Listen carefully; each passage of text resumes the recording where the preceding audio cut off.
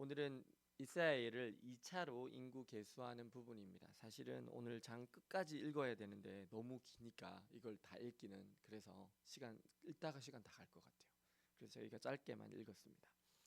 이스라엘이 모압 여인들과 음행을 하면서 바알을 섬김으로 하나님께 범죄하였고 하나님께서 연병으로 그들을 치셨습니다. 아론의 손자 비느하스가 장막에 미디안 여인을 데리고 음행에 쩔어 있던 이스라엘 남자와 그 여인의 배를 꿰뚫고 나서야 하나님께서 이스라엘에게 내리셨던 연병을 거두십니다. 그리고 나서 하나님께서 모세와 제사장 엘라살에게 말씀하시기를 이스라엘 온 회중의 총수를 20세 이상의 남자를 가문에 따라 조사하라고 하십니다. 왜 하나님께서는 이렇게 인구 조사를 명하실까요? 그것은 때가 되었기 때문입니다. 그것은 가데스 바니아에서 반역 이후에 출애굽을 맨 처음 했던 1세대가 대부분 다 죽었기 때문입니다.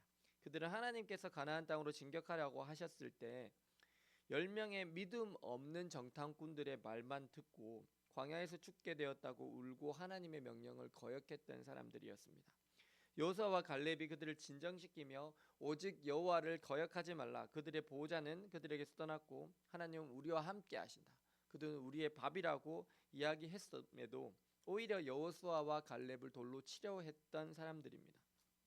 그들은 여호와 하나님을 섬기는 것보다 광야에서 죽는 것이 낫겠다고 했고 그들의 말이 하나님의 귀에 들린 대로 그들은 광야 40년 동안 돌면서 다 죽게 되었습니다. 그리고 이제 하나님의 긍휼로 말미암아 다음 세대가 준비되어졌습니다. 그 1세대가 못 들어갔는데 왜 이것이 하나님의 긍휼일까요? 여러분, 부모는요 어떨까요? 내가 더 잘 살길 바래요? 자식이 더 잘 살길 바래요? 자식이 더 잘 살길 바래요. 내가 약속의 땅에 못 들어가도요 자식이 들어가면 부모는 괜찮아요.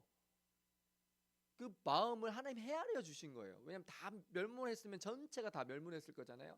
근데 자기는 못 들어가도 자녀가 들어간다. 이거는요 되게 큰 위안이에요. 하나님 이게 엄청난 긍휼인 거죠.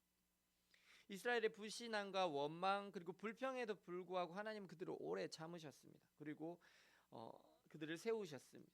그래서 첫 세대는 다 죽고 그들의 후손인 두 번째 세대가 이제 약속의 땅 가나안 땅을 향해서 진군해 갈 준비가 되었습니다. 첫 번째 인구조사 때 40년 전에 인구조사 때는요 60만 3,550명이었어요. 근데 두 번째 인구조사의 경우에는요 총수가 60만 1,730명이었어요. 조금 줄었죠. 하나님께서는 이제 이들을 데리고 약속의 땅으로 진격해 가고자 하십니다.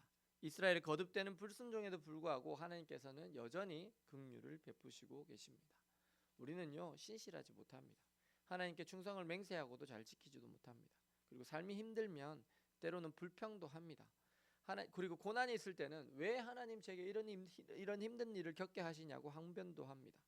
그런데 하나님께서는 그렇게 불평도 하고 원망도 하는 우리들을 포기하지 않으십니다.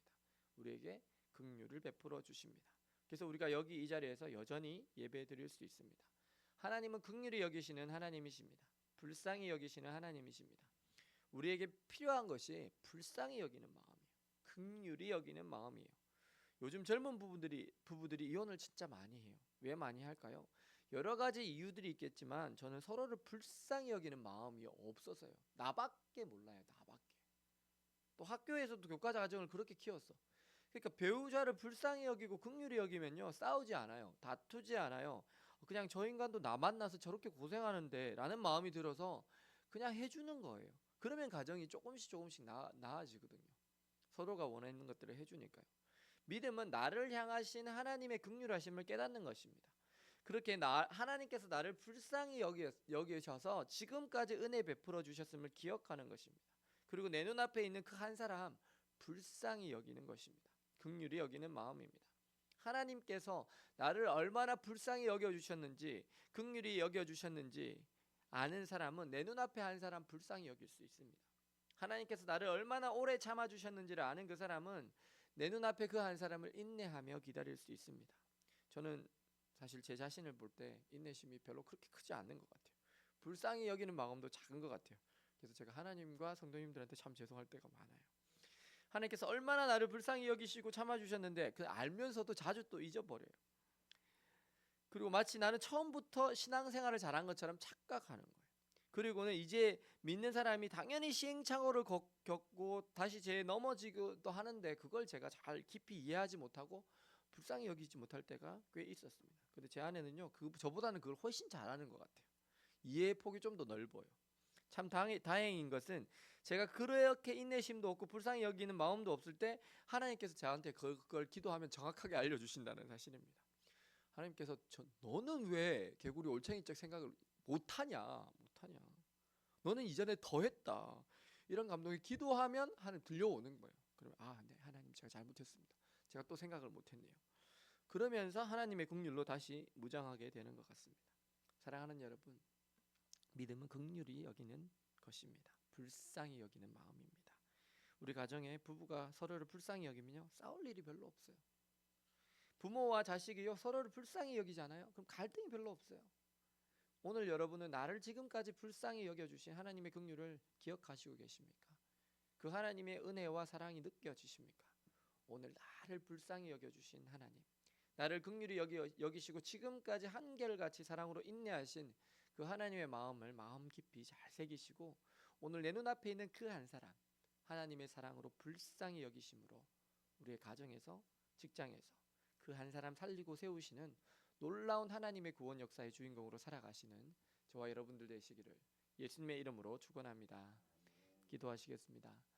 사랑과 은혜의 주님, 오늘 범죄하고 원망하고 불평하였던 광야에서 이스라엘을 진멸치 않으시고 그들에게 여전히 기회를 주시고 광야 2세대 그들의 자녀들을 다시 계수하게 하셔서 이제 그들을 약속의 땅으로 데려갈 준비를 하시는 하나님의 긍휼과 사랑을 봅니다. 주님, 그리고 저희들을 지금까지 불쌍히 여겨주시고 긍휼히 여겨주신 하나님 아버지께 감사를 드립니다. 주님, 저희들 안에 이제 그 하나님의 크신 사랑과 긍휼로 채워지도록 주님 은혜를 더하여 주시옵소서. 그래서 저희들 눈앞에 있는 그 한 사람 주님의 마음으로 긍휼히 여기며 불쌍히 여기는 저희들 다 되게 하여 주옵소서. 그래서 하나님의 놀라운 구원의 역사가 저희들의 삶을 통해서도 나타나도록 주님 저희들을 붙잡아 사용하여 주시옵소서. 예수 그리스도의 이름으로 기도드립니다. 아멘.